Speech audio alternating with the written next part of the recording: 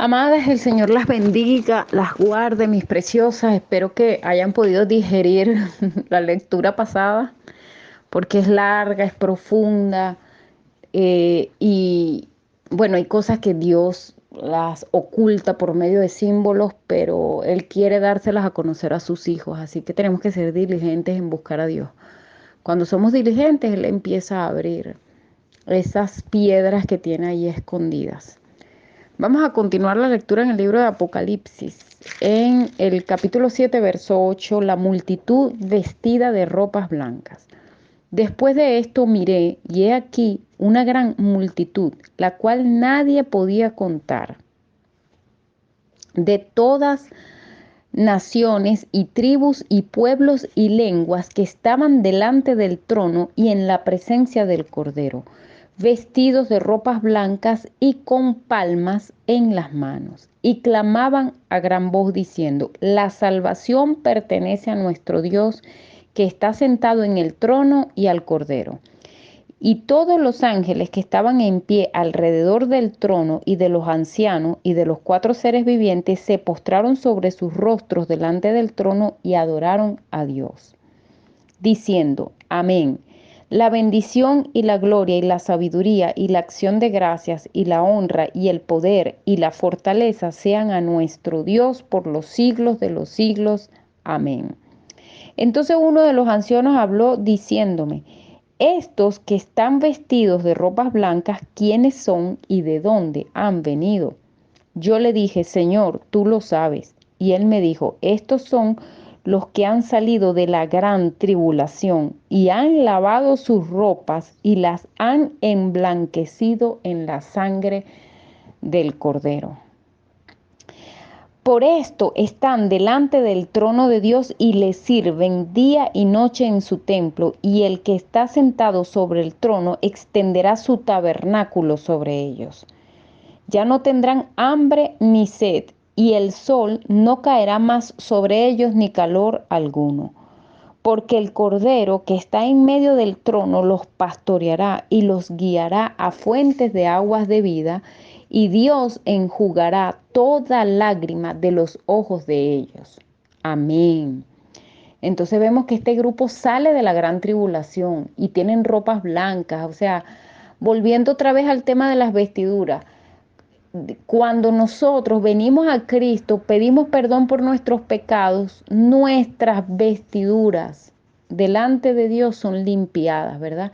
¿Dónde son lavadas? En la sangre de Jesús, en la sangre del Cordero. Aunque estos sean cuestiones espirituales, no quiere decir que esto no esté aconteciendo delante de Dios. Esto es algo espiritual, no lo vemos nosotros, pero sí está aconteciendo en lo espiritual.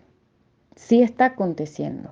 Entonces, vemos que esta multitud salió de la gran tribulación y tiene vestiduras blancas. Ellos enjuagaron, ¿verdad?, sus vestiduras en la sangre del Cordero, y Dios les ha dado vestiduras blancas a ellos. También tenían palmas en sus manos. Y el Señor Dios enjugará toda lágrima de los ojos de ellos, o sea, todo lo que ellos sufrieron. Así que aquí se puede estar haciendo referencia de este grupo de personas, pienso yo, puede ser este grupo de personas que en la gran tribulación van a padecer. Vamos a tratar de recordar algo. Hay una doctrina que nosotros entendemos que el Señor habló de ella, que es algo que conocemos como el rapto o el arrebatamiento, ¿verdad? Y Pablo también habló de este misterio. Esto es un misterio, esto ningún profeta lo anunció. Solamente el Señor Jesucristo habló de esto y el apóstol Pablo. Porque dice, se oirá la trompeta, porque el mismo Señor con voz de trompeta y con voz de arcángel, o sea, sonará la trompeta, y dice que los que hayamos quedado, los que no estemos durmiendo, seremos arrebatados juntamente a los cielos. Entonces, esta doctrina que se conoce como el arrebatamiento, entendemos nosotros que Dios va a librar a los creyentes de esa hora de prueba que viene sobre el mundo, de esa hora de calamidad que viene sobre la tierra, a sus creyentes, al pueblo de él lo va a librar, se lo va a llevar. De hecho, hay un salmo en el Antiguo Testamento que dice, Él me esconderá en su tabernáculo en el día del mal. O sea que Dios mismo saca a esta iglesia y la esconde en el tabernáculo que está en el cielo, mientras aquí está aconteciendo de todo, hermanas. Entonces, ¿por qué Dios hace eso? Bueno, lo hizo con Noé, lo hizo con Lot. Ustedes si lo vamos a ver en el Antiguo Testamento, cuando Lot, Dios iba a destruir Sodoma y Gomorra porque los pecados de ellos habían subido hasta el cielo. Dice que Dios envía unos ángeles a destruir a Sodoma y Gomorra, pero estos ángeles no podían destruir Sodoma y Gomorra hasta que no sacaran a Lot y a su familia.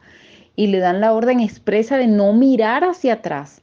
¿Qué pasó? Que la mujer de Lot miró hacia atrás y fue convertida inmediatamente en estatua de sal. Eso es lo que dice el relato. Pero el mandato que tenían estos ángeles era sacarlos a ellos antes de que la destrucción viniera. O sea que eso es un prototipo de lo que Dios va a hacer con multitudes cuando vengan esos juicios a caer sobre la tierra. Cuando esos juicios caigan, el Señor saca a la iglesia como lo hizo con Lot y su familia y como lo hizo con Noé, que lo libró y lo mete en un arca mientras está cayendo el diluvio universal, él lo mete en un arca para que, y solo 8 personas fueron libradas. Obviamente que el mensaje de la salvación eran para todos, pero no creyeron. Y bueno, pues de acuerdo a lo que está diciendo la Biblia, también va a pasar en el tiempo futuro, cuando estén cayendo esos juicios, ¿verdad? Porque el libro de Apocalipsis está hablando, está narrando el día cuando Dios desate los juicios. Y vimos que hablamos de los sellos que fueron abiertos. Entonces viene un juicio.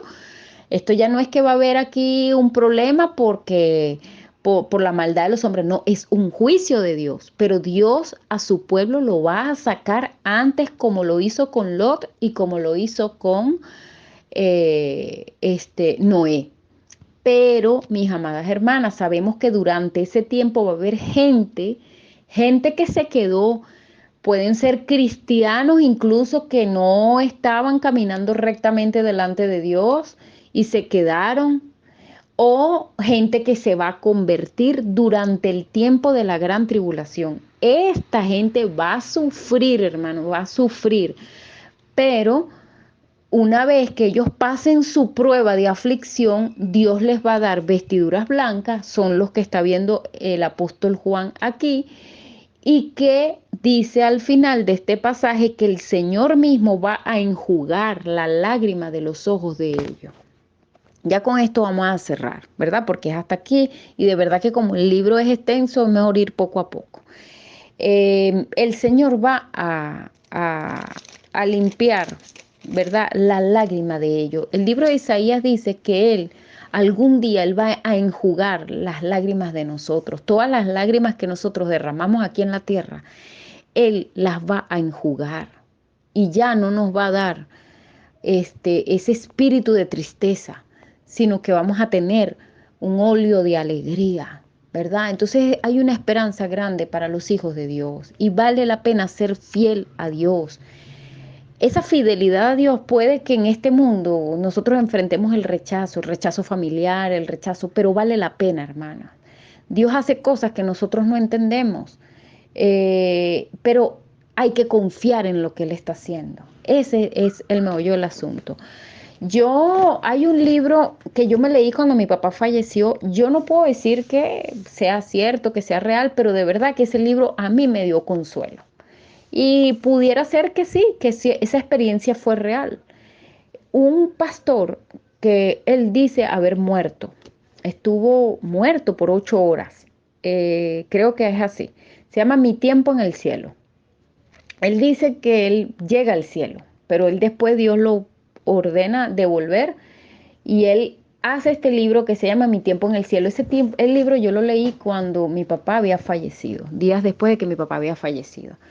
En ese libro él narra cosas impresionantes. Él dice que en el cielo no hay muerte, no hay muerte. Usted arranca una hoja de una flor e inmediatamente sale nueva. porque no hay muerte y la muerte no se manifiesta en nada, no se manifiesta ni en las plantas.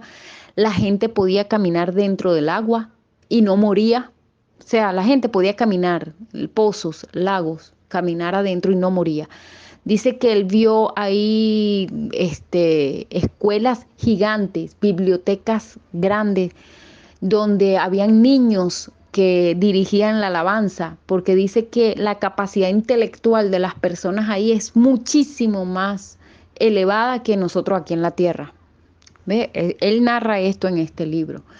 Y él dice que incluso vio un lugar donde aquellos niños que habían sido abortados estaban ahí, eran niños que crecían, o sea que Dios los cuidaba y estaban vivos ahí. Él narra que entre la tierra y nosotros, pues, o sea, entre las personas que han partido y eso, o sea, como el cielo, dice que hay un velo.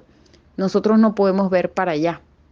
Pero él dice que cuando una persona fallecía, que había muerto en Cristo, la familia era llamada para que viniera a recibir a su familiar muerto.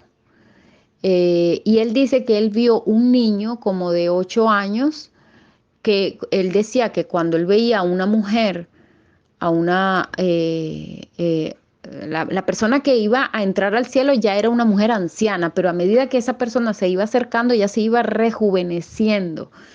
A mí me impactó esta parte que yo escuché, y él dice que cuando la mujer pasa el velo, la recibe un niño como de 8 años y un niño le gritaba, mamá, mamá, aparentemente la mujer había sido una sobreviviente del holocausto, pero el niño no. Entonces él narra en este libro que Dios es tan bueno que Él se va a encargar de lo que tú no pudiste vivir en esta vida, tú lo experimentes allá. O sea, lo que tú no pudiste vivir, experimentar aquí, tú lo puedes experimentar allá. O sea, yo vuelvo y les digo, hermana, yo no puedo asegurar que esa experiencia sea cierta, pero yo sé que yo lo leí y a mí me dio consuelo ese libro. Mi papá acababa de partir y a mí me dio consuelo. Y la palabra de Dios, lo que sí debemos estar claro es de que la palabra de Dios dice que Él enjugará la lágrima de los ojos. Las lágrimas que nosotros hayamos tenido que derramar aquí, Él la va a enjugar. Y fíjese que aquí lo está diciendo. Así que vale la pena permanecer fiel a Cristo en medio de cualquier circunstancia. Vale la pena permanecer fiel a Jesús, porque sus promesas son promesas que nadie nos puede hacer. El apóstol Pedro, cuando el Señor Jesús dio una palabra fuerte a los discípulos, en aquel entonces había mucha gente que le seguía.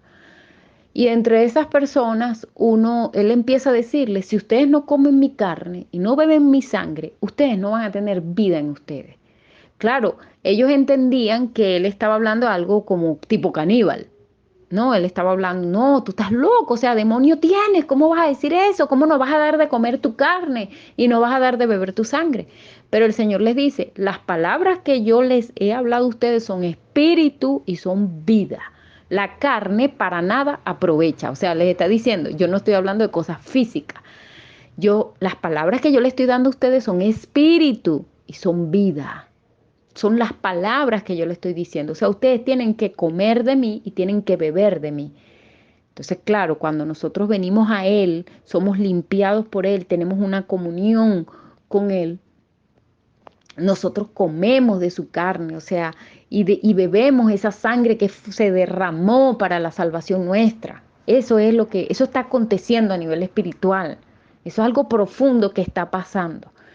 Entonces, cuando estos multitudes lo escucharon, dijeron, no, dura palabra es esta para poder ser escuchada. Y dice que se fueron, lo dejaron, lo abandonaron. Y el Señor Jesucristo se voltea a los 12 y les dice, ¿quieren ustedes también irse tras ellos? Y Pedro vino y le dijo, Señor, ¿a dónde iremos? Solo tú tienes palabras de vida eterna. Solo tú tienes palabras de vida eterna. O sea, ¿cómo yo te voy a abandonar a ti si tú me estás dando a mí una promesa que es muy grande? Entonces, vale la pena ser fiel a Jesús en medio de toda situación y en medio de toda circunstancia, mis hermanas. Entonces no tengamos miedo, Él está con nosotros, Él nos cuida, Él nos libra del mal, pero Él nos está mostrando las cosas que van a acontecer en ese tiempo. Las amo, hermanas, Dios las bendiga.